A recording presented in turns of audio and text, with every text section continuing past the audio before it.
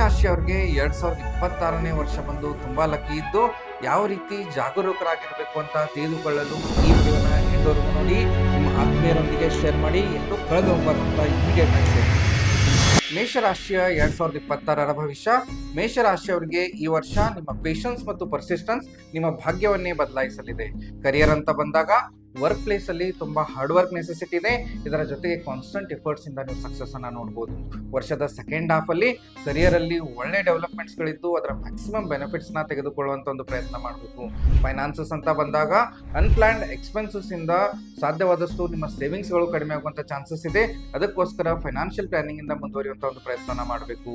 Relationship ಅಂತ ಬಂದಾಗ ಅವಿವಾಹಿತರಿಗೆ ವಿವಾಹ ಯೋಗಗಳಿದೆ. ಎಜುಕೇಶನ್ ಅಂತ ಬಂದಾಗ ವಿದ್ಯಾರ್ಥಿಗಳಿಗೆ ಶ್ರೇಷ್ಠ ವರ್ಷ. ಇದರ ಜೊತೆಗೆ ಯಾರು ಕಾಂಪಿಟೇಟಿವ್ ಎಕ್ಸಾಮ್ಸ್ ಪ್ರಯತ್ನ ಮಾಡತ್ತೀರಿ ಅವರು ಸಹಿತ ಒಳ್ಳೆ ರಿಸಲ್ಟ್ಸ್ ನ ಎಕ್ಸ್ಪೆಕ್ಟ್ ಮಾಡಬಹುದು.